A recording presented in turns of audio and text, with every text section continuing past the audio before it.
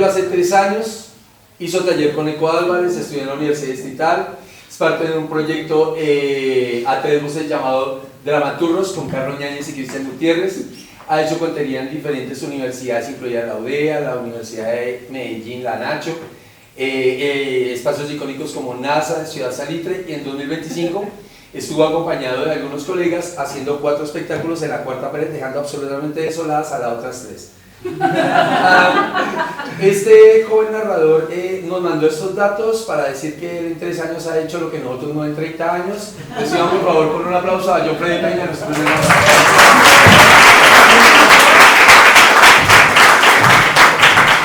Hola, hola, ¿cómo están? Hola.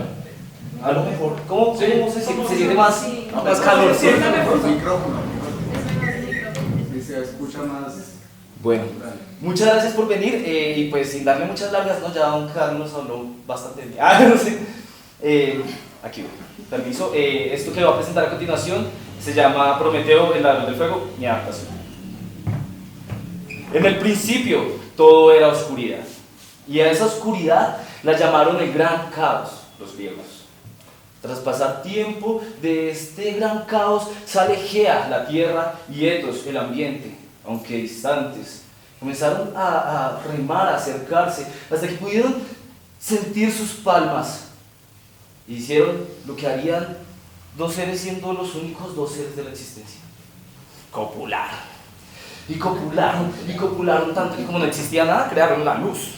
Claro, se vieron esos cuerpos así majestuosos y dijeron, copularon. Sí. Y copularon tanto como no existía nada, no, todo estaba seco y no había como viento. Ellos crearon las oleadas de aire y el sudor, lo húmedo, y claro, se vieron ya con el viento corriendo en el pelo, con el sudor así que le empapaba todo el cuerpo, y que pues copularon, ¿no? Como en la época de mis abuelitas, copularon tanto que tuvieron 20.000 hijos, mejor dicho, de todas las especies. Tuvieron hijos dioses, semidioses, gigantes, titanes. Tuvieron a Shiryu, a Senseiya, a Goku. No, mentira, no es. Hasta los gigantes, tal vez las moiras también. Al principio, los titanes gobernaban, eran los mayores, pero nadie podía negar la divinidad de los dioses, y es que eran divinos. Y ellos, pues obviamente sabían esto y comenzaron a luchar. Comenzó una guerra, y eso era muerte por aquí, un titán, muerte por allá de otro titán. Porque los dioses iban ganando. Lejos del campo de batalla, Prometeo había permanecido a salvo con su hermano por el gran don de la previsión. ¿Sí? Era como que él podía ver un poco el futuro. Con este don había mantenido a salvo también a su hermano. Su hermano tenía un don un poco más... Él tenía el don de recordar. Si me entienden que no, para una guerra no sirve de mucho. Bueno, Prometeo fue a donde las moiras. Las moiras, ¿alguien sabe aquí quiénes son las moiras? Conductoras. Las moiras vienen siendo como estas imágenes del futuro. 3 viejitas que comparten un solo ojo y cortan los hilos de la vida en Hércules, año y miércoles. Sí. Bueno, ellas, y llegó donde ellas y les preguntó cuál es el fin de esta guerra. Y ellas le respondieron con su voz así toda: esta guerra la ganará. Espere, veo bien. Es que este es un ojo, ¿no?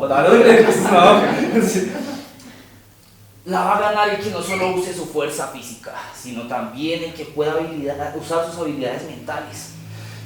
Prometeo la tenía. Se fue para donde el dios, el titán de los titanes, era Cronos, el señor del tiempo. Y le dice esto que yo les acabo de decir. El Cronos le dijo: ¿usted qué cree? ¿Que yo tengo tiempo para perder? Yo soy el señor del tiempo. Tiempo no tengo. Y Prometeo, que era de todo menos tonto, se fue para donde el otro bando. Llegó a donde Zeus y le dijo: Zeus, señor, esta guerra la va a acabar. Sí. Zeus le puso cuidado, le puso atención, y con esa información los dioses por fin terminaron con la guerra. Sí, hay un aplauso para los dioses que acabaron con la guerra, por favor. Ya siendo los únicos, Zeus ya tenía todo planeado, tenía todo en su cabeza. Había creado unas 150, 200 especies y tenía un montón de dones para regalarles. Y pues, ¿a quién más que para encargarle esa tarea que a Prometeo? ¿Sí? Prometeo como que no le emocionaba mucho y más bien dejó que Epimeteo hiciera esto. Y en ese enredo de Prometeo, Epimeteo, Prometeo estaba aquí como mirando en esta tierra, cómo podía ser de pronto una figura, y comenzó a esculpir desde el suelo, así como con el barro, ¿no? Y montó unas piernas, una cola, sí, y claro, siguió montando así con los abdominales estos de lavadero, una cosa bárbara, y pectorales, no mejor dicho, los brazos así erguido y firme. Parce, tan parecido a él, que dijo, uy, pero esto no se puede quedar solo para que lo vea yo. ¿Sí? Entonces se fue corriendo con su figura donde Zeus, y llega donde Zeus y le dice, ¿ah?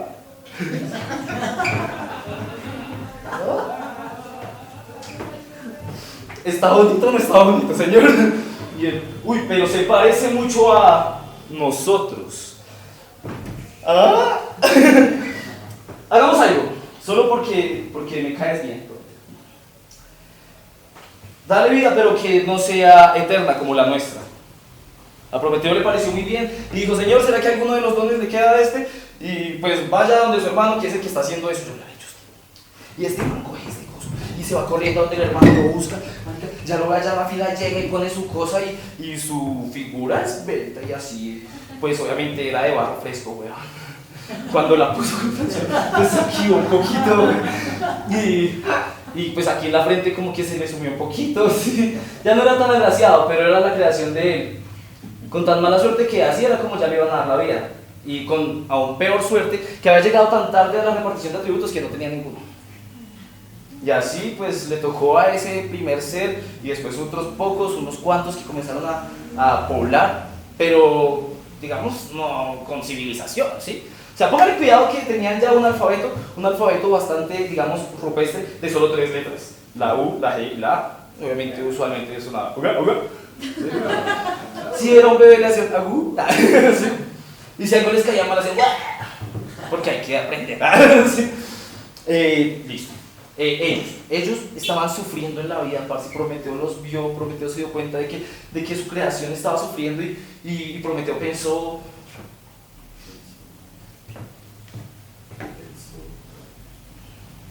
Prometeo pensó hasta que le llegó la revelación. Iba a ser el fuego, claro, con el fuego esos seres iban a poder cruzar los horizontes que jamás pensaron, por el frío, porque no estaban cómodos, porque no tenían comida.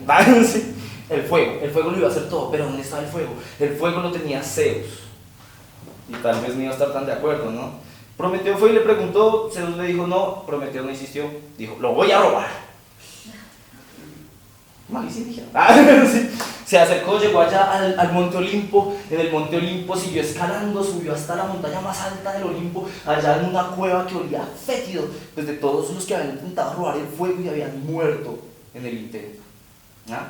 Pero, ¿sabe qué? Prometeo dijo, por ustedes, por mi raza. Se metió en la cueva y a medida que iba como caminando se iba poniendo más oscuro. De un momento a otro no había camino. Habían unas estalagmitas. ¿Alguien sabe qué es una estalagmita? Bueno, para los que no saben, las estalagmitas son como las estalactitas, pero al revés. ¿Vamos? Y Prometeo se alista, ¿no? Calcula, toma su impulso y salta de una a otra. Pero Prometeo se sostuvo en un solo pie y aún así logró recuperar su estabilidad. Siguió andando y llegó al otro lado, asustadísimo, dijo, y ese hijo de madre escenario se mueve muy feo. Pero ahí no se acababa todo. Adelante lo que había era unas piedras volcánicas realmente calientes. ¿Cómo sabe que estaban tan? Porque sacó un huevo, lo rompió y se fritó, se quemó. Entonces, pues no, pues ustedes. Lo pensó, pues que estaba caliente, ¿sí? Y después de pensarlo un poquito, ¡ay!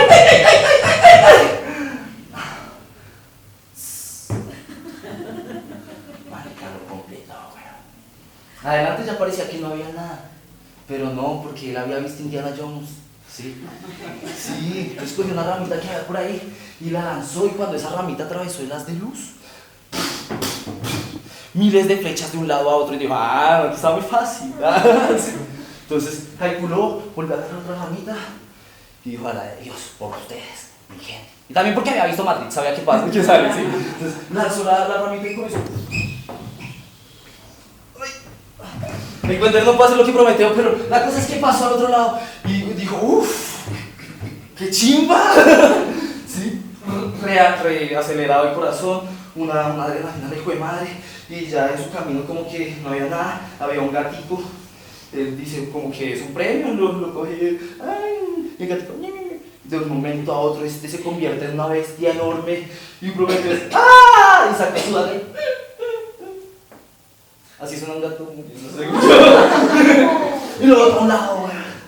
Y claro, ya había completado, ya estaba ahí el fuego. El fuego estaba en la parte como más alta y habían dos columnas que no permitían. Como para contarles, bueno, Prometeo, pues, y en la suya, Epimeteo al final le dio un don a los humanos. Le dejó su don de recordar y les contó la historia de Prometeo. Así es como estas historias llegan hoy a nosotros, porque tenemos el don de la memoria y qué lindo llenarnos de recuerdos bonitos, como decía el Chavo. Muchas gracias, mi nombre es John Freire.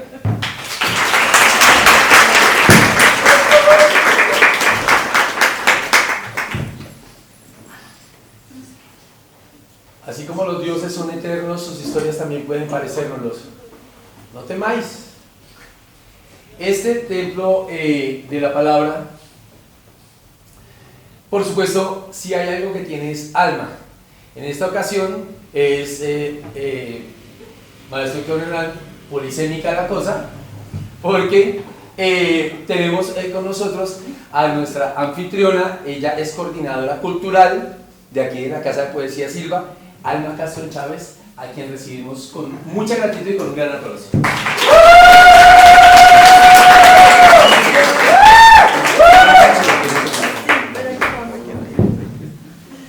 Hola, buenas noches. Yo sí utilizo el micrófono porque mi proyección de voz todavía no la trabajo muy bien. Necesito tomar talleres con el profe Freddy. No, pues nada. Realmente mi participación es muy breve para que ustedes disfruten de esta nueva sede del Quijote en Cuentería.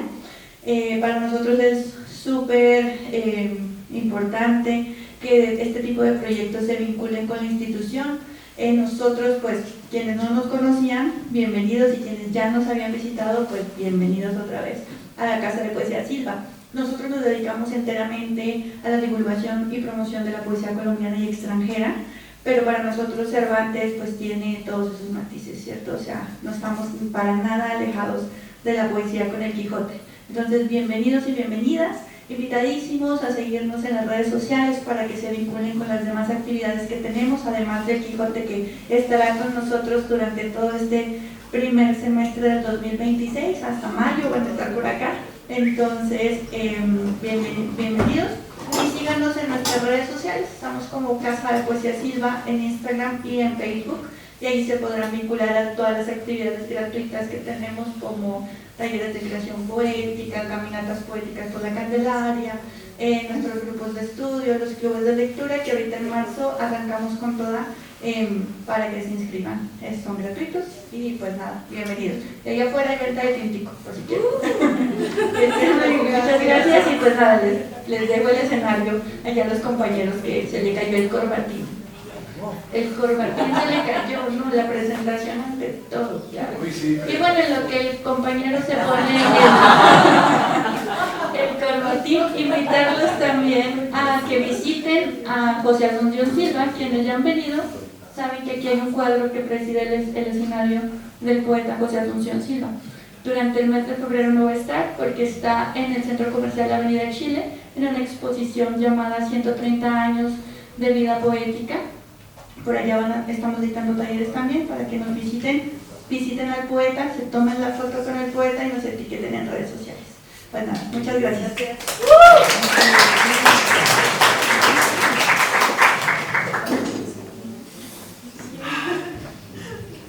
Listo, Carlitos, entonces arranca. Bien.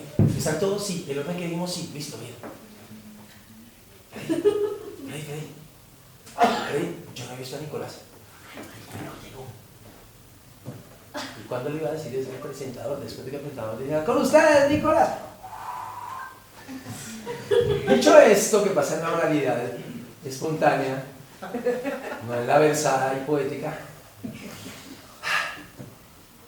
el Chivo Benavides ha heredado mucho más que un apodo de su abuelo, el Chivo Benavides.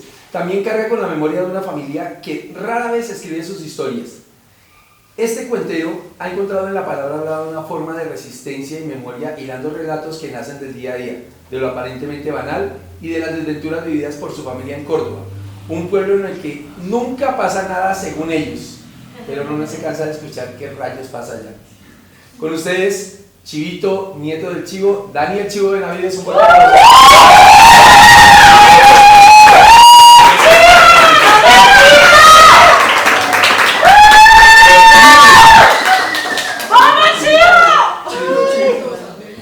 ¿Ahí me escuchan hasta el fondo? ¿Sí? ¿Todo bien?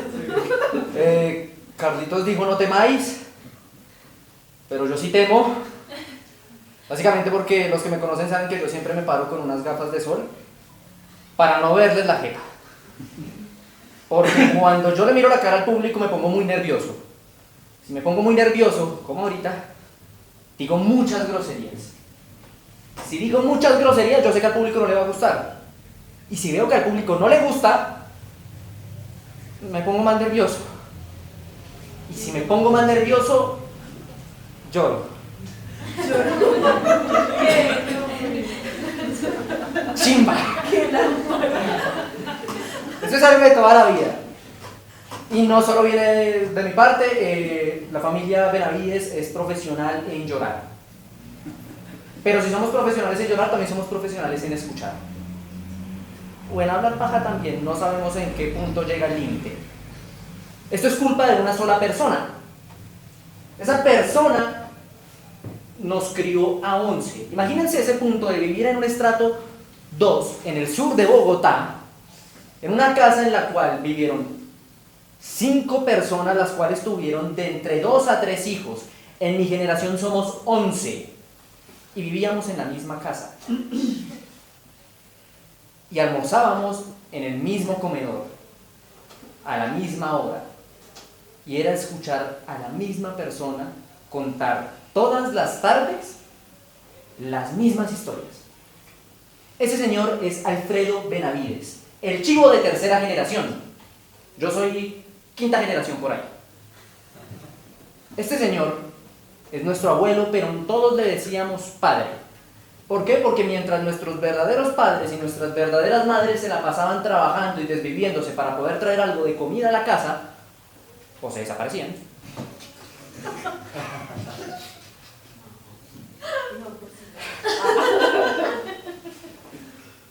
Nuestros abuelos eran quienes nos cuidaban. Hasta el punto donde todos decidimos, fue un acuerdo no escrito.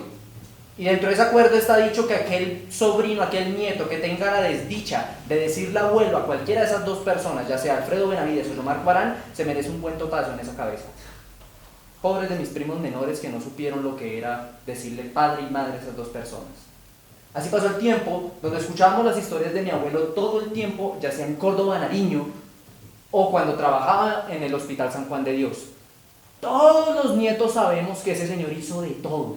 Ese señor fue uno de los primeros comunistas del país. A su edad de tan solo 12 años ya se infiltraba en radios locales para dictar el mensaje comunista. Yo a los 12 años estaba tratando de recuperar el año. Si no hacía eso, robaba la mayor cantidad de granos de toda la región, solo con un fin: dárselo a otras personas. Se creía Robin Hood. El problema es que se robó a sí mismo en una ocasión. Cuando creció, antes de crecer hizo su mayor hito, que fue empapelar toda la iglesia del pueblo Córdoba Nariño con imágenes de escala 1 a 1 de la jeta del Che Guevara. No hay nada más comunista que eso.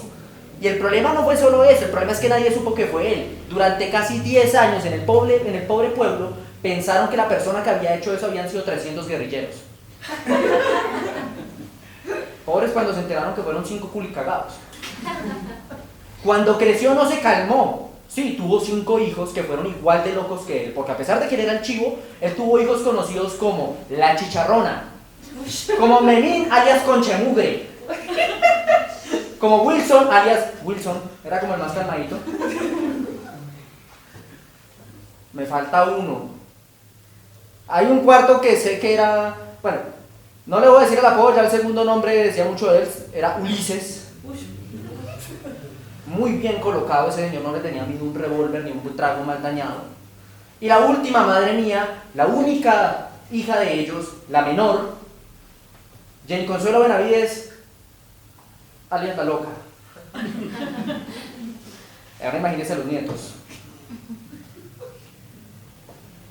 Crecimos así, escuchando todo ese tipo de historias. Pero pasaron los años, unos nietos crecieron, otros se fueron de la casa, otros hicieron sus historias, otros hicieron sus familias. Yo me quedé ahí. Pero como crecí, le pasa lo que le pasa a todo niño cuando se vuelve adolescente. Se vuelve un hijo de puta fastidio. Y yo me volví así. Hasta el punto que me acuerdo muy bien cómo una tarde frente al almuerzo, viendo a mi abuelo contar las mismas 3 historias, le dije, ¡ya! Obviamente no le insulté porque ellos tienen derecho a darnos en la jeta. Y pendejo no soy. Pero le dije, ya, papá. Siempre escuchamos las mismas historias. ¿Cuándo nos va a contar algo diferente? Su mejor historia, lo mejor, lo que más usted recuerde. Me miró a los ojos, miró a doña Yomar Cuarán, que estaba sentada al lado mío, igual de mamada de escuchar las mismas historias, porque ella también las vivió. Y mi abuelo dijo, mi mejor historia fue cuando me casé con mi negra. Se casó 2 veces con la misma persona, 50 años después. Las 2 veces llegó tarde. Aquí es donde entra el tema de qué es ser chivo. El chivo viene del apellido Benavides desde mi tatarabuelo, José Benavides, el cual solo tuvo un hijo, pero él era muy feliz con su esposa, con su hijo, con la moza con la que engañaba a la esposa y con la moza con la que engañaba a la moza con la que engañaba a la esposa. Éramos una familia muy feliz.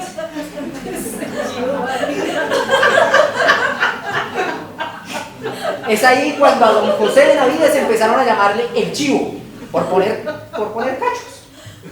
Al hijo empezaron a llamarle el hijo del chivo, a don Exequías Benavides, un señor reconservador, y el nombre no le daba. Exequías. Bendito Dios, mejoraron con los nombres de los hijos, ya sea Alfredo, Margarita, Lola. Pero cuando don Exequías empezó a tener sus otros hijos, ya no podían decirle el chivo, porque aparte el chivo se murió. En la época de... digamos que por esos años los viejitos no pasaban de los 60. Entonces muere el chivo original, queda el hijo del chivo, pero no van a empezar a decirle los nietos del chivo. Entonces se quedó el apellido que todos los Benavides son chivos. Y para lástima de mi abuelo, los hermanos de don Alfredo Benavides eran perros. Perros como no tienen ni idea. Se ganaron la fama de ser chivos en el pueblo. Y ahí es donde Yomar Cuarán, que era una señora, era hija de doña Saturia. Hay que entender que doña Saturia era una señora muy querida, muy estimada, muy amada por la familia, con un vocablo impecable. La frase que más recuerdo escuchar a ella era: ¿por qué no se calla la jeta, indio puta? Y ella era tan morena como el resto. Eso sí, una señora racista. Y los nietos le salieron más negros que ella. Ese tipo de señora crió a doña Yomar Cuarán, y esa señora conocía a los Benavides y les advertía a sus hijas: a las que se metan con esa familia les pego el culo. Doña Yomar, como buena hija, hizo lo que tenía que hacer. Se metió con don Alfredo Benavides. Bendito sea Dios que de todos los Benavides que pudo haber escogido, escogió al único que no era perro. Desafortunadamente escogió al más loco y que no tenía ningún tipo de valor por su vida cuando se trataba de hacer alguna locura. Ellos se juntan y la familia los detesta. Llegan hasta el punto donde doña Saturia le dice a doña Yomar: usted ya no estudia, la saco del colegio, porque yo no voy a permitir que usted se case con un perro como ese señor. ¿Les importó un eso? Y mi abuelo dijo: listo, Pues si no permiten este amor, yo voy al pueblo y me caso con usted. Se escapan, van a la iglesia del pueblo, la cual dirige don Remigio Narváez, que si ustedes recordarán, no es que le agrade mucho mi abuelo. Se sientan frente a él y las primeras palabras que salen de don Remigio Narváez son dirigidas hacia doña Yomar. Mamita, mira ese perro. No se case con él. ¿Usted sabe quién es este man? Mi mamá Yomar. Ahí fue cuando mi papá Alfredo por primera vez hizo algo que nunca había hecho en toda su vida: arrodillarse y pedir perdón ante la iglesia. Le dijo a don Remigio: yo sé que usted y yo no nos llevamos tan bien. Y pues yo sé que cometí mi cagadita, pero pues una empapelada comete cualquiera. Pero vea, ahí le digo, yo le aseguro que yo cambio mi vida por ella, porque ella es la mujer que yo amo. Don Remigio vio esa mirada y algo cambió. Ya no era ese odio que tenía hacia esa persona. Hubo algo de respeto, algo de admiración hacia ese joven. Pero la respuesta siguió siendo no. Digo, qué pena, pero yo no voy a casar a esta pobre niña con usted. Mi papá Alfredo, cuando vio que no había otra opción, simplemente le dijo: pues, si usted no me casa, hay más curas en otros pueblos. Don Remigio Narváez termina casando a mis abuelos. El día de la boda, mi abuela tiene que quedarse en la casa de unas tías, porque sabe que si se va a la casa de la mamá, le pegan el culo. Llega la boda, es momento de escuchar la música nupcial, y Alfredo Benavides no aparece por ningún lado. Alfredo Benavides se quedó dormido en su cama hasta las 10 de la mañana, hora de la boda, en la cual don Exequías lo para de una patada y dice: bueno, gran pendejo, usted dijo que se va a casar con esa niña. Se casa, porque yo no crié vagos. Perros un montón, pero vagos. Don Exequías logra llegar a la casa. Llega, se casan esa vez. Pasan un tiempo donde tienen que vivir de un lugar a otro. La familia empieza a aceptarlos. Doña Satura empieza a apreciar un poco más al yerno que le va a tocar y le coge cariño. Con el tiempo ellos se van de aquel pueblo en el que no sucede nada, Córdoba, Nariño. Que ni a pueblo llegaba porque era una vereda. Que ni a vereda llegaba porque eran 3 cuadras. Pero llegan a Bogotá. Ese cambio de gente de pueblo a llegar a una ciudad es duro. Mi abuela contaba qué tan horrible era pensar que ya tenían que llegar aquí y comprar las papas que les daban a los marranos, papa criolla, porque era más barato. Y aún así sacaron a esos 5 desgraciados adelante. Esos 5 desgraciados, mis tíos y mi madre, nos sacan a nosotros. Hubo un tiempo donde yo dejé de creer en el amor. Uno, porque mis relaciones tampoco es que fueran muy bien. No.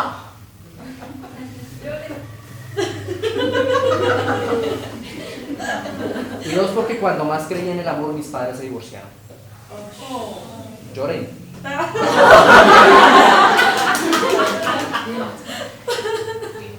Pero aún recuerdo ese 2018. Ver cómo por segunda vez se iban a casar después de 50 años. Y cómo cuando volvió a sonar la música nupcial, don Alfredo no aparecía. 50 años después, tenía tantos nervios de volver a casarse con el amor de su vida. Llevan 60 y pico de años juntos. Y gracias a Dios creo en el amor. Y gracias a Dios creo en la palabra. Porque mi abuelo está perdiendo la memoria. Pero si le pregunto al día de hoy, en ese mismo comedor, en esa misma casa, cuál es la historia que más recuerda, va a decir aún cuando me casé con mi nena.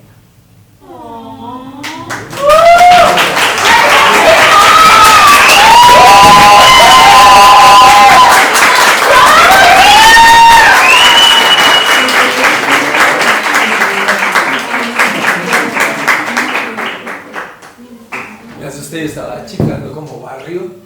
Luego dije, uy, este es un lugar demasiado ceremonial. Y luego dije, pues ese José Asunción sí, papi, yo chiflo.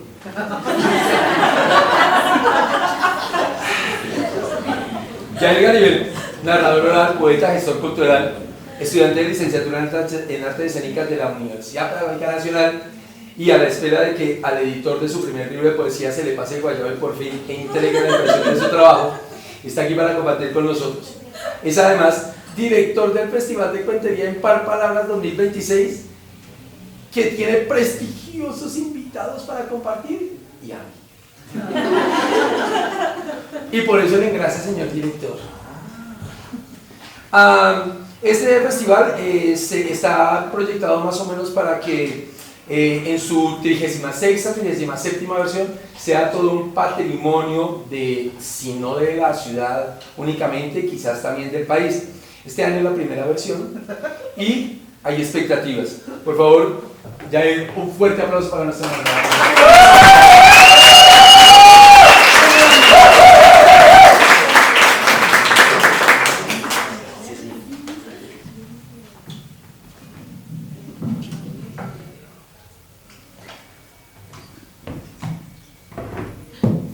Siempre quise mostrar mi trasero. ¡Wow! Por favor, chicos. ¡Qué rico! No me mientan tampoco, ¿no? O sea, estaba pensando yo, muy buenas noches, primero que nada, ¿no? O sea, porque este man llega, les muestra su trasero, nos saluda. Estaba pensando yo esta vuelta de la rememoranza, ¿no? De cómo lo que acabamos de ver, este viaje a partir de los recuerdos. Yo estaba diciendo, ¿y yo qué recuerdo bonito tengo? No, mano, ninguno. O sea, como que la primera... Yo siempre fui el cafre del colegio, entonces digamos que mi época de colegio siempre fue un desastre. Y envidiaba mucho a los que le iba bien, pero tampoco estaba dispuesto a hacer lo que ellos hacían para que me fuera de la misma manera. Y me acuerdo mucho de un compañero del colegio que se llama Lucas, o se llama, todavía se llama Lucas. Y Lucas era el tipo bueno, o sea, de esos tipos buenos, que hacen las tareas, que si la profesora de matemáticas le deja 5 ejercicios, el man hace 10, pero ni siquiera por lambón, sino porque quiere cerciorarse de que entiende el ejercicio. Además ni siquiera necesitaba como evangelizar a los otros, como tienes que ser, no, el man era bueno y ya. Y Lucas se terminó ennoviando con Tatiana, Tatiana, la Tata, no por diminutivo del nombre, sino porque era una tatacoa, o sea, un genio de los 1000 demonios. Esta mujer callaba a los profesores y todo, ¿no? Como, eso no es así, mejor por ahí se sienta, sí señora, ¿sí? Se casaron y Lucas era tan bueno que el noviazgo trascendió de la graduación del colegio, los dos entraron a la universidad.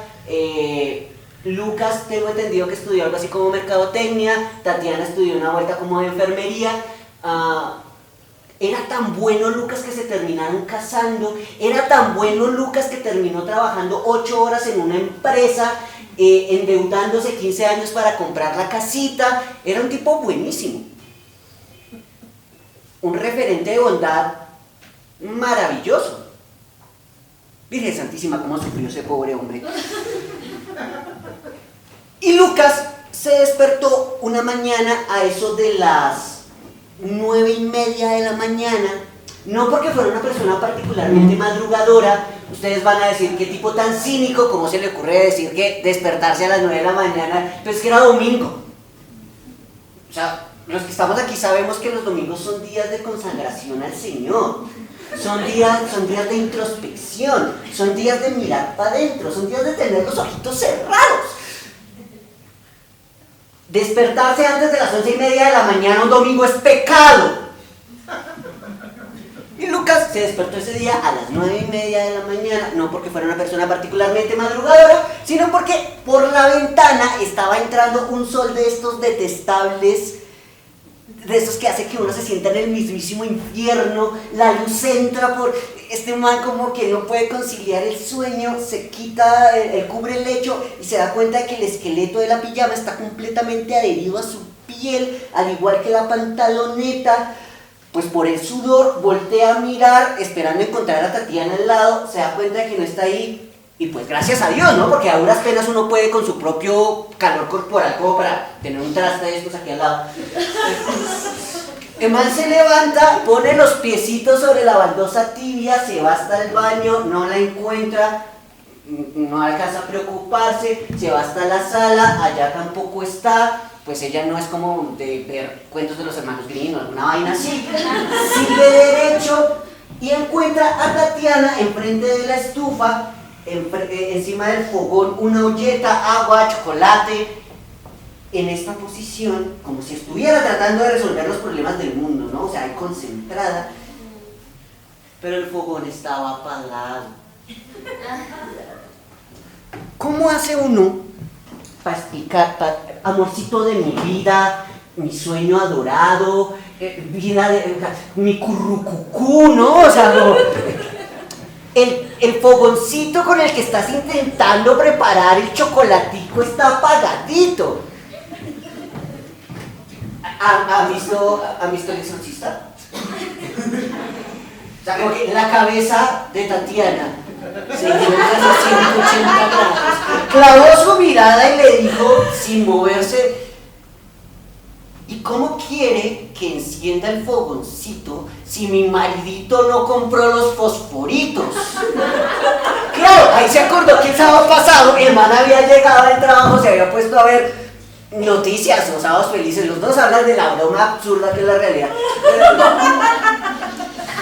Tatiana se asoma: amor, recuerda que hay que comprar fósforos. Sí, mi vida, voy al rato.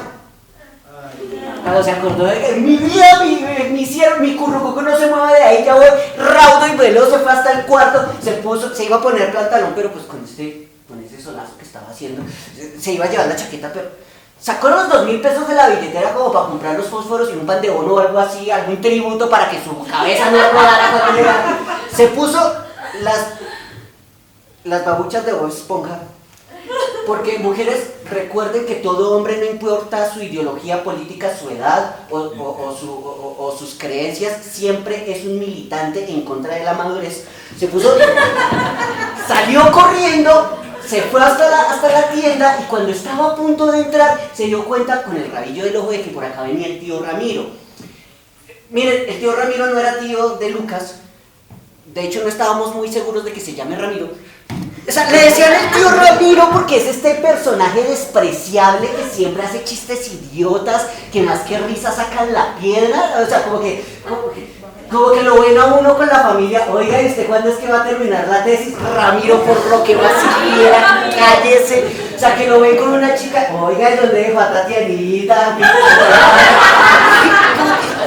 Claro, cuando Lucas se dio cuenta de que este man venía, trató de meterse a la tienda, pero del otro lado escuchó un ¡Lucas!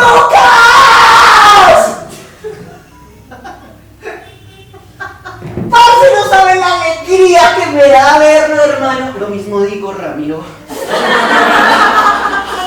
Mano, lo estaba buscando, usted llegó como caído del cielo. Es que imagínese que hace 8 días nos fuimos con mi hermana, plan piscinita, bolita, tal, y cuando nos devolvimos ella empezó como con un... Y el lunes no se le paraba, y el martes avanzó, el miércoles ya estaba, aunque no podía del dolor, la llevábamos al médico, otitis aguda, mano.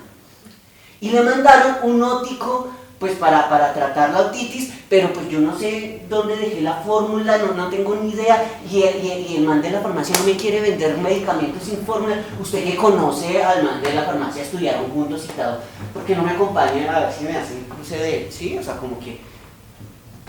Sí, claro, Ramiro, yo voy, compro los fósforos, se los entrego a la Cata, porque es que... No, es que usted no me está entendiendo, Lucas. Mi hermana está gritando de dolor. Sí, Lucas, Ramiro, yo voy, compro los fósforos y los entrego, me cambio en 5 minutos. No, Lucas, usted no me está entendiendo, hermano. En 5 minutos empieza el partido. Y yo no voy a poder concentrarme con esta vieja gritando al lado mío. Lucas, por lo que más quiera. Pero como Lucas era tan bueno, llegaron a la farmacia, cuando el farmacéutico ve que Lucas entra con Ramiro, no, me hace el favor, mire, Lucas, usted y yo podemos ser muy buenos amigos, hermano, pero yo no voy a venderle medicamentos sin fórmula a nadie, o sea, empezando porque el ótico es una especie de alucinógeno que ya ha electrocutado como a 15 hippies del barrio, o sea, me hace el favor, por donde vino se va. Lucas voltea a mirar a Ramiro, hice todo lo que podía, ¿no? Claro que sé perder. Estaban a punto de darse la vuelta cuando en la trastienda aparece la esposa del farmacéutico con una de estas cámaras que la gente compra como para que la gente diga que sabe tomar fotografías, pero que no entiende. Lucas, que había hecho un curso de fotografía en el SENA, le recibe la cámara, le dice, mire su merced aquí donde dice Power. Le cuadró de una vez balance de blanco, se la entregó. Oiga, Lucas, usted que es tan bueno con esa vaina de la foto, ¿por qué no me acompaña aquí a la trastienda a tomarle las fotos a la niña que estamos celebrando el cumpleaños a las 10 de la mañana, señora? ¿Usted qué le está pasando? O sea, así son las cosas, así es el cuento yo que hago. ¿Sí? Su merced, lo que pasa es que no sé si se ha dado cuenta, estoy en pijama. Y necesito comprar los fósforos porque es que la tata recibe el codazo de Ramiro que le hace entender que si le hace el favor de tomar las fotos, el man de la farmacia le va a vender. Ramiro, estoy en pijama. Lucas, piensa en el partido. Sigue derecho con la señora, hace la magia que toma 3, 4 fotos, está a punto de irse cuando se estrella con la esposa del farmacéutico que tiene el pedazo de ponque. Le corté la parte más grandecita para su merced, tengo que ir a comprar unos fósforos porque es que la tata me va a despreciar el ponquecito. Miren, Lucas se comió ese ponque con una rabia. Sobre todo porque estaba rico, ¿sí? O sea, porque no sabía muy bien qué hacer. Como que terminó, estaba a punto de irse cuando allá en la farmacia se escucha un grito de esos de dolor horrendos y todo el mundo como suricatos voltean a mirar y Lucas dice, esta es mi oportunidad, voy, me desayuno el chisme porque huevón si no, y aprovecho que todo el mundo está distraído y voy. ¿Les ha pasado esto como que tienen un plan en la cabeza pero que al momento de ejecutarlo, como el meme de los Simpsons, ¿no? Es hermoso, ¿por qué el mío no se ve así? Algo así pasó porque Lucas intentó escapar, pero la gente se le fue detrás, generando un corrillo detrás de él para ponerlo en primera fila ante la camilla donde estaba el viejo Salinsky, boca abajo, con los pantalones abajo, nalguitas al aire. El viejo Salinsky trabajaba como en la construcción, era un inmigrante que estaba pintando en la fachada de una miscelánea en un andamio, se resbaló, ve tú a saber por qué leyes de la física, la cabeza en la caída se fue hacia arriba, los piecitos también, cayó de culito. Pudo haber servido para que Lucas hiciera un ejercicio introspectivo de cuál fue ese primer error en una serie de errores que lo llevaran a tan extraño suceso. Pero pues la verdad es que es muy difícil pensar en algo cuando uno tiene un viejo agarrándole el brazo y diciendo, por favor no me suelte que me duele mucho, por favor no me suelte que me duele mucho. Llegan al hospital, los camilleros abren, desatornillan al viejo Salinsky, se los llevan y Lucas está en la sala de espera, el esqueleto, la pantaloneta y una sola babucha de una esponja. El doctor sale, usted es familiar del señor Salinsky. No, lo que pasa es que la tata me mandó a comprar unos fósforos. No jodas que el viejo se llama tata. No señor, lo que pasa es que esta mañana llega la familia del señor Salinsky en pleno, ¿no? Lucas, merced, muchas gracias, hombre, qué bonita persona es usted. Usted es una persona muy buena. Vea, si el mundo fuera tan bueno como usted, estaríamos en un lugar distinto definitivamente. Nosotros nos demoramos un poquito porque la verdad es que aquí en la esquina hay una panadería donde venden unos tamalitos, pero definitivamente muchas gracias. Lucas se levanta, saluda, sí señor, lo que pasa es que como le dijera, es que yo salí solamente con Sí, o sea, necesito volver a mi casa y estamos como lejos, usted me puede ayudar con algo para... Y el menor de los Alinsky, estos desgraciados de 20 años que se creen que se las saben todas, dice, claro que sí, saca la billetera y le entrega un billete de 2.000. Lucas se queda mirándolo. El menor de los Alinsky le dice, el transporte vale 1950, ¿cierto? Quédese con las vueltas. Solo hasta que Lucas recibe el billete, cae en cuenta que no tiene ni idea de dónde dejó el primer billete de 2.000 con el que salió de la casa. Y así, Lucas va caminando en medio de un sol infernal que le quema, que quema el asfalto, y el asfalto a su vez está quemando el pie descalzo. La babucha de Bob Esponja ya no se ve tan sonriente, ¿no? O sea, como que para el bus, paga, ya ni siquiera piensa en las vueltas, se agarra del pasamanos y se da cuenta de que todo el mundo lo está mirando raro porque está en esqueleto, en pijama y con una sola babucha.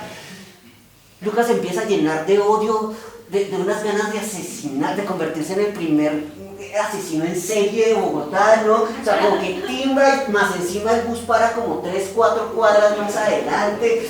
Sigue bajando y piensa en cómo le va a arrancar las uñas a Ramiro cuando se lo encuentre. Lo primero que va a hacer es pedirle el divorcio a Tatiana. O sea, está planeando todas sus venganzas personales. Se está llenando de un resentimiento, de una vaina horrenda que no le cabe aquí en el pecho. Y mientras camina no se da cuenta que por este lado llega una venerable anciana con unos ojos bellísimos, como si todavía creyera en la bondad. Lo toma del hombro con un cigarro apagado entre los labios y le dice, mi hijo no tiene un fosforito que me regale.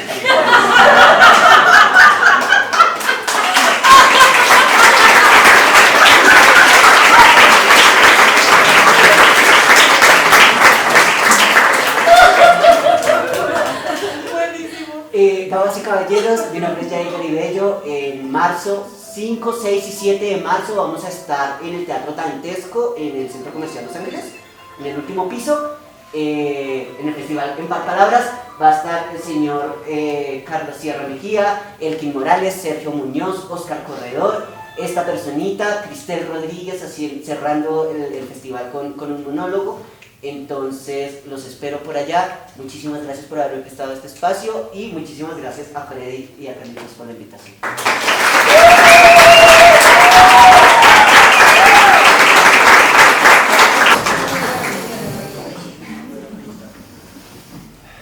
Carlos.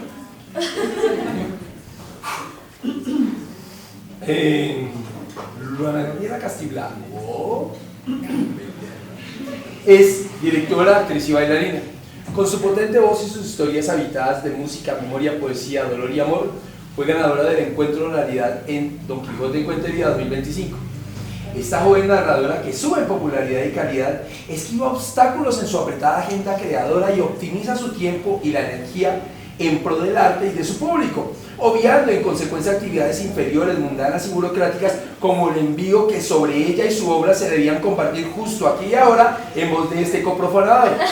Un aplauso para Luana Labriega.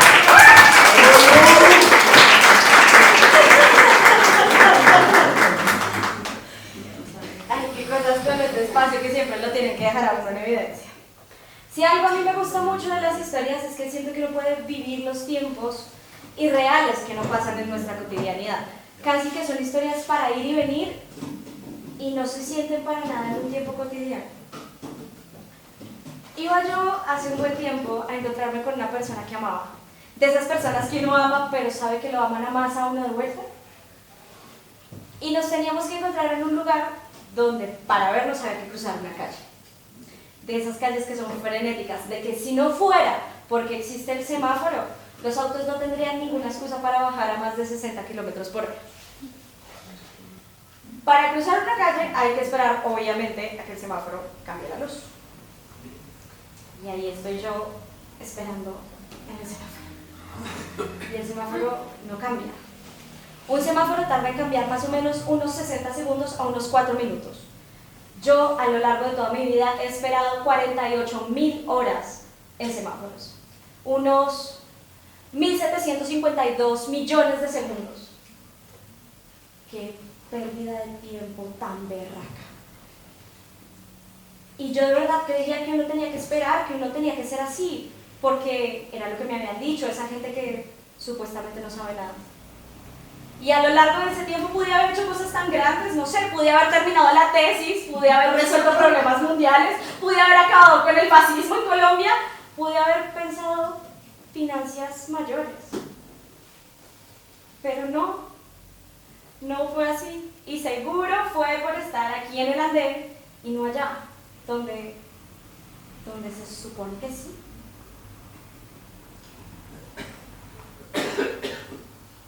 Pero mi vida está en paro por razones que no quiero, y es así. El semáforo se puso en verde, yo me levanté del andén, y cuando fui a cruzar la calle, se me olvidó por qué quería tanto cruzar. Por el costado izquierdo llegó mi amigo, me abrazó, me besó, y seguimos caminando. Y aún al día de hoy seguimos caminando, porque a mí me gusta mucho caminar. Yo parezco una enamorada todo el tiempo caminando de un lado a otro. Yo podría caminarme toda Bogotá.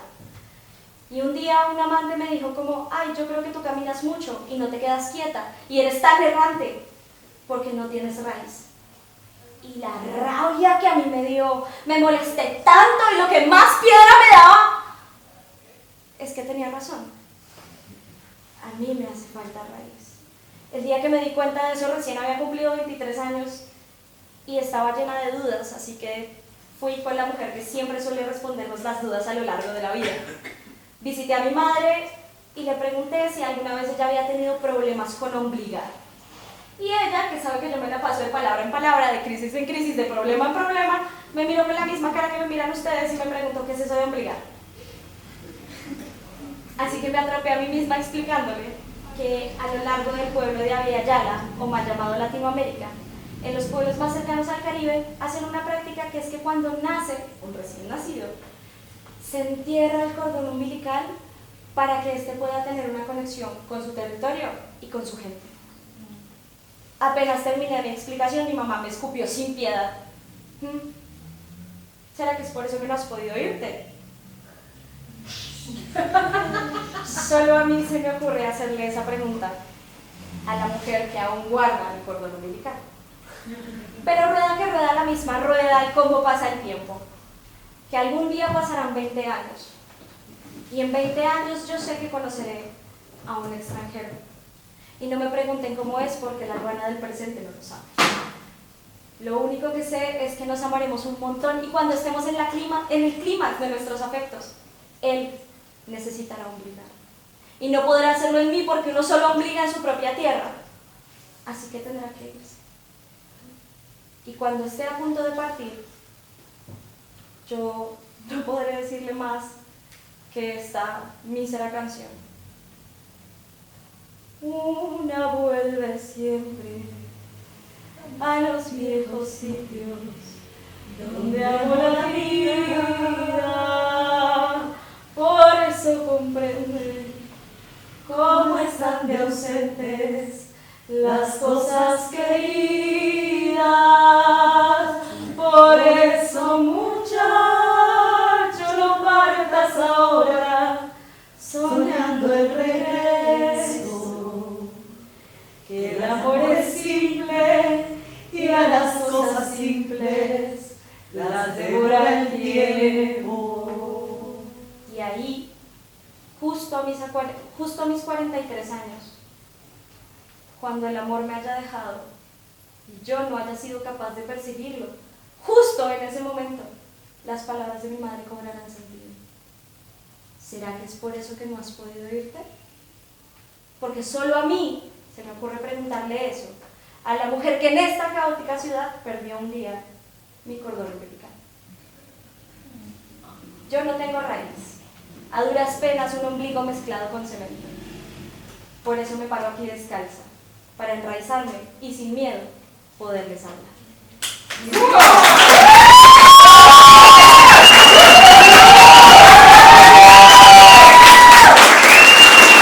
Este tejido fluya. Esto significa tejido. Es muy curioso que estemos en este templo, porque no se me ocurre nada más propicio para una profanación como esta que un templo. Con ustedes, Freddy Ayala.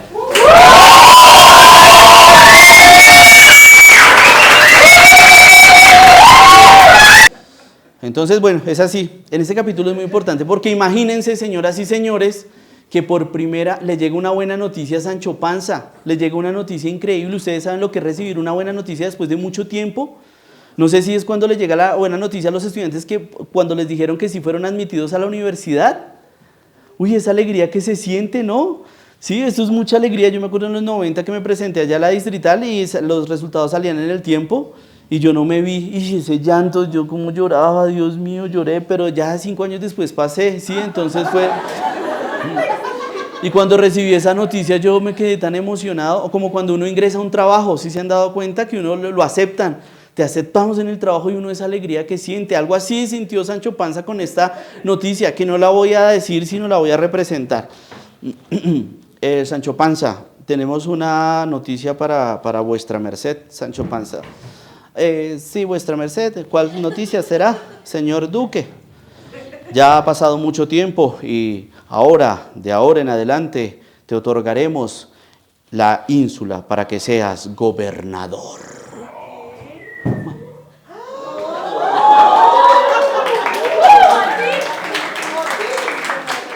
No, pues imagínense esa alegría que sintió Sancho. Y cuando yo estaba leyendo este capítulo, porque hasta esta semana lo leí, yo aproveché mis vacaciones, yo no leí nada del Quijote ni nada. Yo lo leí, mira, se me salieron las lágrimas, porque eso era lo que estaba esperando tanto.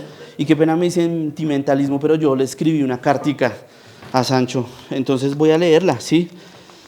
Querido y amado Sancho Panza, espero te encuentres bien cuando leas esta carta. Te escribo con el propósito no solo de felicitarte por tu nuevo empleo como gobernador de la ínsula, sino también aprovecho para nombrarte el bien que has recibido y cuánto lo mereces. Primero decirte que te has convertido en uno de mis personajes favoritos. Sí, superaste al mismo artista del hambre de Kafka, al Montag de Fahrenheit, incluso a uno de mis más amados, Bartleby el escribiente, hasta el mismo Quijote.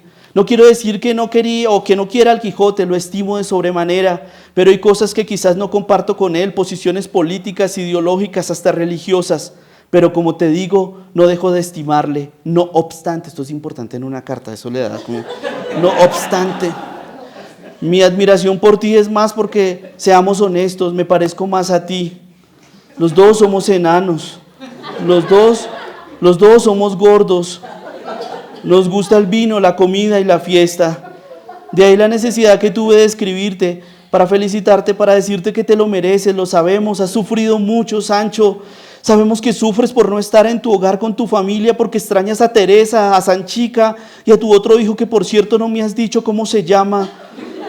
Sé que los extrañas y que a veces en noches tristes desearías estar con ellos en lugar de estar caminando detrás de alguien cuya cordura podría ponerse en duda, que ni siquiera te da un pedazo de pan por los servicios prestados. Por lo contrario, recibes golpes, insultos, blasfemias, miedos y desilusiones. Recuérdalo, Sancho, como cuando en aquella venta estos miserables te cobraron porque el Quijote no quiso pagar la noche. Entonces los hombres no solo se burlaron de ti, también te golpearon y te hicieron la bandera. Te entiendo, a mí me sucedió cuando yo estudiaba en el Enrique Olaya Herrera. Me agarraron entre 4 y me echaban para el aire como si fuera un muñeco. Bueno, un muñequito. Bueno, un lumpa lumpa. Hasta que caía como una piedra, bueno, una piedrita. Y eso que no te hicieron el caminito del diablo, si no te hubieran abierto hasta el alma con esa cantidad de pata y calvazos que le daban a uno. Has sufrido, mi Sancho, te mereces esa ínsula. Has sufrido, como cuando te robaron tu burro, tu amado burro, el tal Ginés de Pasamonte. Por fortuna Cervantes se le olvidó que te lo habían robado y escribió nuevamente capítulos más adelante que ibas en tu burro montado. Hasta que un editor desocupado nos hizo caer en cuenta del olvido de Cervantes y te lo volvió a robar. Ay, mi pobre Sancho, cómo has sufrido, como cuando te pidieron que te azotaras el culo para desencantar a Dulcinea, como si uno castigándose las posaderas pudiera desencantar lo inexistente. ¿Qué culpa tenía acaso tus nalgas? ¿Qué relación existe con un desencantamiento? ¿Por qué las nalgas tuyas y no las del Quijote? ¿Por qué le pegan a uno en las nalgas? ¿Quién fue el que dijo que las nalgas también servían para azotarlas? ¿Cuáles son las fronteras entre la excitación y el maltrato? ¿Un sadomasoquista o una mamá estrafalaria? 3.300 azotes, mi Sancho, para sonrojar esas nalgas y desencantar a la extraña Dulcinea. Si tus posaderas pudieran hablar, no tendrían el lenguaje suficiente para expresar tanto dolor. Has llorado, Sancho, has llorado. Has sentido miedo como cuando los sonidos de los batanes te asustaron y amarraste el caballo de Don Quijote para que no te dejara solo. Aún así sentiste tanto miedo que te hiciste en los pantalones. Ay, mi Sancho, menos mal no estabas en Transmilenio, porque en Transmilenio te hubieran grabado, Sancho. Ay, mi Sancho, porque si algo lo hace a uno perder la dignidad es hacerse en los pantalones. Y lo peor, hubiera sido un secreto, pero no, todos lo saben en todas las traducciones posibles. Que te hiciste popó porque te dio miedo ir al monte. Maldito Cervantes, que le costaba como Homero los trágicos griegos obviar esa parte. Eso ni los escritores de telenovelas contemporáneas cuyos protagonistas cuando van al baño solo dicen, ay, me voy a retocar. Pero nunca exponen al personaje ante tanta indignidad. Eso sí, tranquilo, mi Sancho, somos seres humanos y todos cagamos, mi Sancho. Y otra vez cuando por defender a tu Rocinante unos yangüeses te dieron en la jeta, te dejaron roto por culpa de un caballo ardiente que quería refocilar con una de las yeguas. Qué triste las consecuencias, pero eso no dice Cervantes, porque Cervantes no describe tu dolor, lo caricaturiza como si fueras un presidente de una temporada en Colombia o una caricatura cómica. No sé cómo no estás muerto, Sancho. Estás deshidratado, has llorado, lloras como Magdalena, berrea, chillas, botas mocos, lágrimas, como niño chiquito, como chorro de agua, como gotera sin arreglar, como orinada retenida, como escuiro ocular, como el río Bogotá, como Bogotá en invierno, como desbordamiento de los ríos en Colombia. Lloras sin cesar, sin parar, lloras desmedido. Se han burlado de ti. Te subieron a un caballo estático y te hicieron creer que habías volado, pero no volaste, Sancho. Era un caballo de madera, siempre estuviste en el mismo lugar, te engañaron. Pero aún así conservas algo, el humor, Sancho, no te dejas desestabilizar. Sigues la vida a pesar de las envidias, los resentidos que desocupados solo tienen lengua para maltratar a los otros, Sancho. ¡Qué ejemplo, Sancho! Eres por eso le hablo a mis hijos de ti, de tu presencia, Sancho. Como quisiera conocerte en persona, Sancho, y manifestarte mi admiración. Seguro lo haré, Sancho.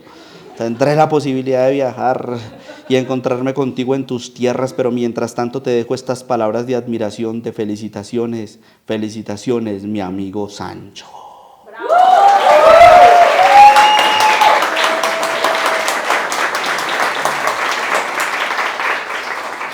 Sancho no sabe leer,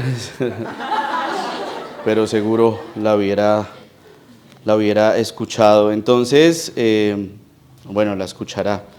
Pues después de eso, pues Sancho todo emocionado se puso feliz y Don Quijote escuchó.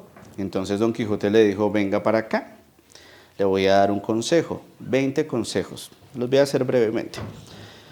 ¿Me escuchan así? Gracias, sí. Ay, muchas gracias, mejor. Voy a hacer títeres, ¿sí? Alguien me dijo, es que tenía como un prejuicio, tú no puedes hacer títeres porque no eres titiritero. Y no soy titiritero, yo nunca he estudiado esa técnica.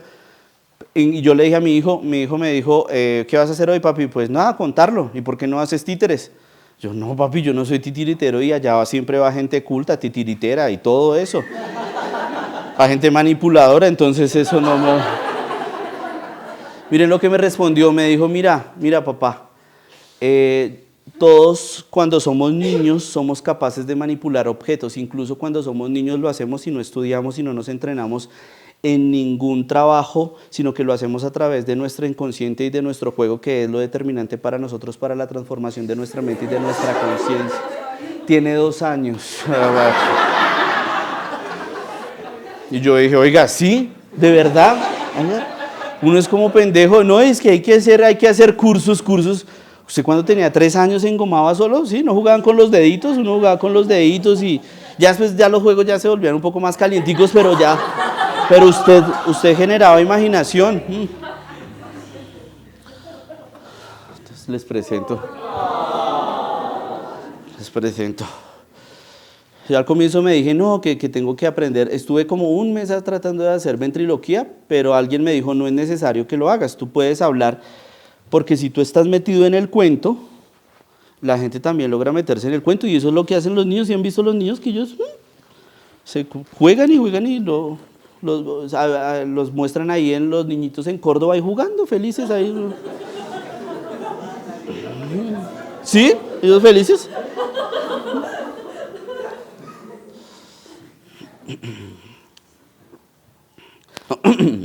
Bueno, hola Sancho, ¿cómo estás, Sancho?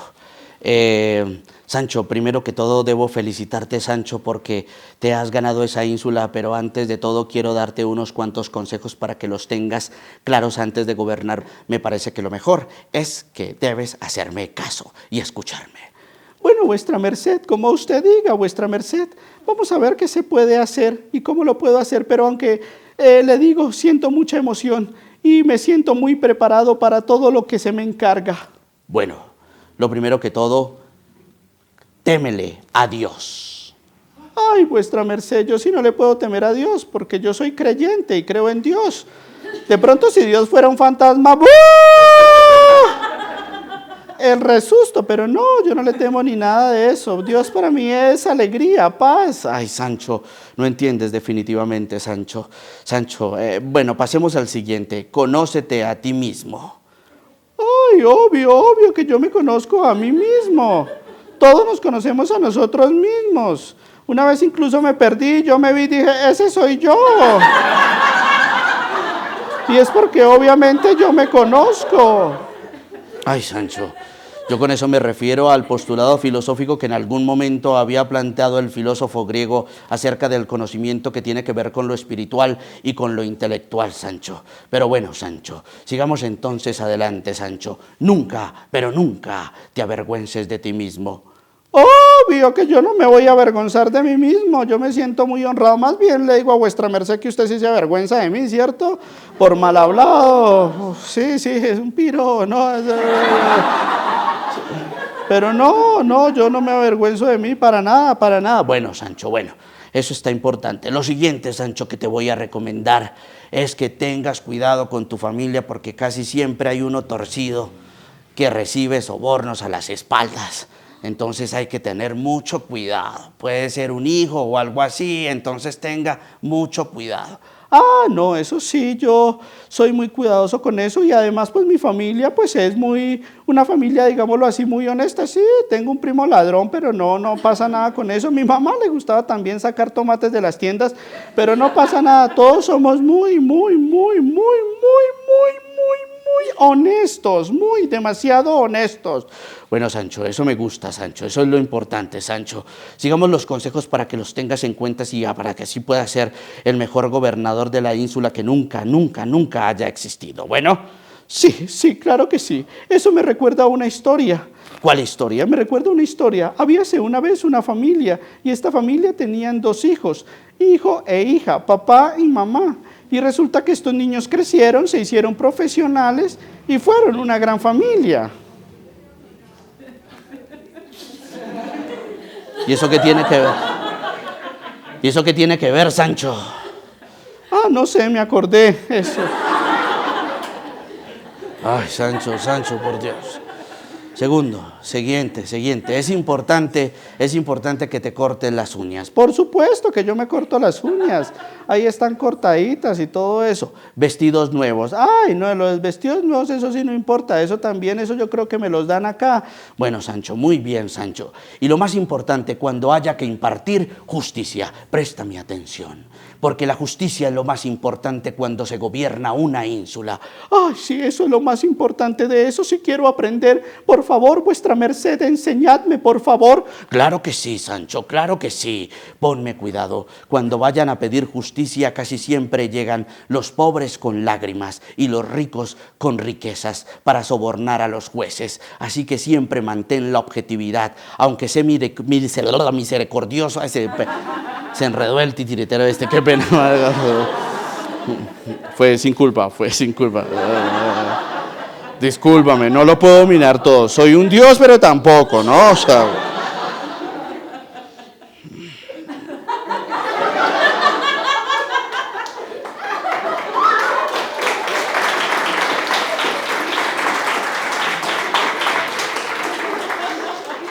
Ya, fresco, todo bien. Sí, yo te estoy manipulando, sí.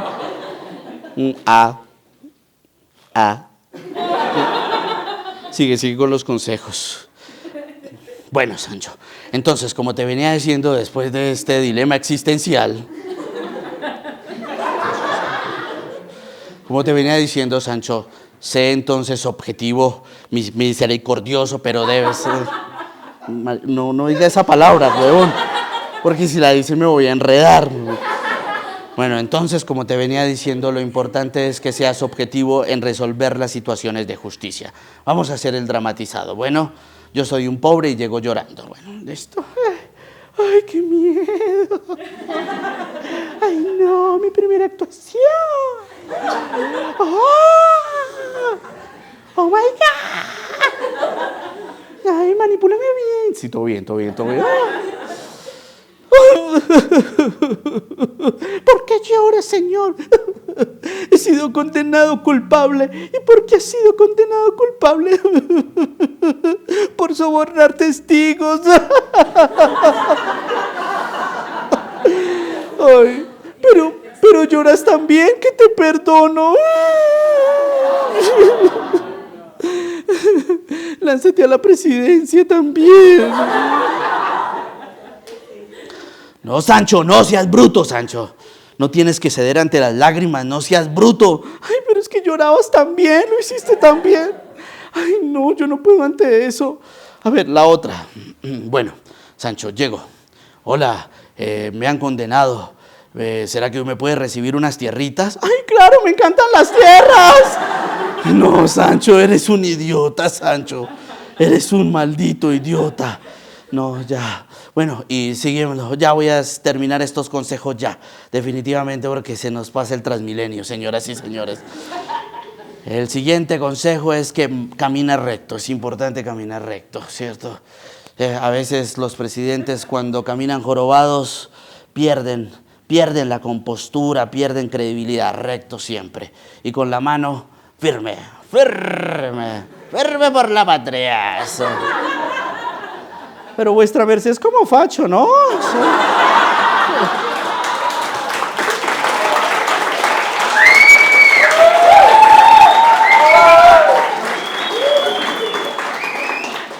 Yo te dije que hablar de política nos funcionaría. ¡Oh! Bueno, y entonces, Sancho, lo importante es eso. Por favor, cena poco porque pues ahí en el estómago es donde aparecen todas las enfermedades y si cenas poco puedes prepararte mejor. Sí, no, eso sí, con eso no tengo ningún problema. Yo trato de ser medido con la comida. ¡Ay, qué rico comer! Bueno, pero entonces, ¿qué otro? Ay, me equivoqué. ¿Qué otro? No sé, bueno, yo creo que el más importante es este. Sancho Panza, te ruego por el amor de Dios, no digas más refranes, por favor. Eso te hace quedar muy mal. Eso no habla bien. Cita a Platón, cita a Aristóteles, cita a Cretilo, a Cretino, no sé, cita a cualquiera. Pero no cites esos refranes que además uno ni los entiendes y por supuesto que los enredas también. Bueno, vuestra merced en eso sí tiene razón, puede considerar que es una adicción para mí decir tantos refranes, porque pues como dice el dicho, sí, más sabe el diablo por viejo que por diablo, porque más vale pájaro en mano que 100 volando, y porque definitivamente al mal tiempo buena cara. porque un clavo saca otro clavo y el que mucho aprieta poco ajusta. Ya, Sancho, ya, cálmese, que los está diciendo mal, Sancho. Definitivamente, Sancho, no sirves para recibir consejos. Y por último, di tu discurso, ¿qué dirías el día de la posesión? Ay, sí, eso me gusta, lo haré entonces. Buenos días para todos los presentes de esta ínsula. Gracias, noches, gracias. Gracias al que sabe del tiempo, muchas gracias. Señoras y señores, ¿quién quiere comida? Universidad gratis. Salud pública. 23% de aumento del sueldo. ¿Quién quiere este perreo?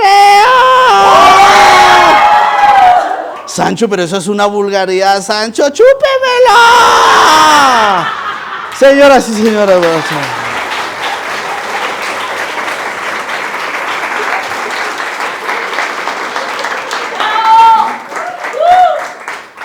señoras y señores, esos han sido los capítulos de hoy que básicamente nos contaban los 20 consejos o 10 consejos o 18, no sé, que le daba básicamente Don Quijote a Sancho antes de ser gobernador de la ínsula. Uno de los capítulos más apasionantes de Don Quijote, que es lo que se viene. Entonces los esperamos aquí cada 8 días, los viernes a las 6 de la tarde. Si no pueden, les agradecería que tomen fotos y que nos etiqueten Don Quijote en Cuentería, Casa de Poesía Silva, para que la gente se entere y estemos siempre aquí presentes. Obviamente necesitamos hacer este ejercicio sostenible, necesitamos pagar el agua, la luz. Entonces aquí tenemos una alcancía pequeñita donde recogemos sus aportes voluntarios, no es voluntario, obviamente. Billetes de 20, 50, 100. Nos dejó eso del consejo con lo de la congelación del sueldo, pero pues bueno, en fin, malditos perros feudalistas, ¿no? Son unos desgraciados.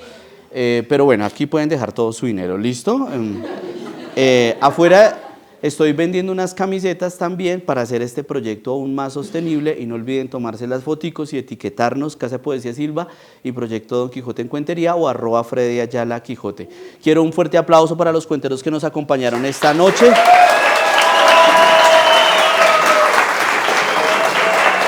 Carlos Sierra, un fuerte aplauso para Carlos Sierra. Presente siempre acá. ¿Dónde está el Chivo Benavides? Un aplauso para el Chivo Benavides.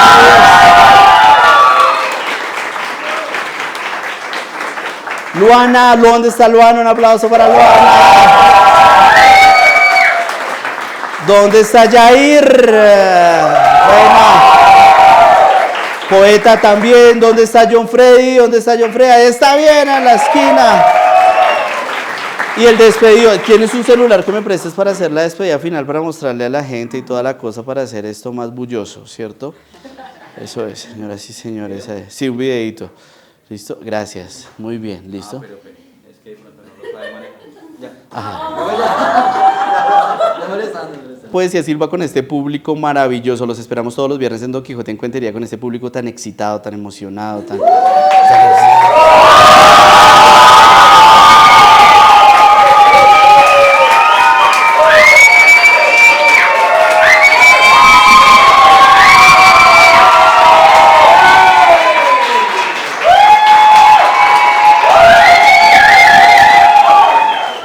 Ahora sí, muchísimas gracias, que regresen en paz, amor a sus hogares, y no olviden toda la promoción que les hice para que nos puedan colaborar a que siempre esto esté lleno. Gracias y que me les vaya muy bien. Muchas gracias.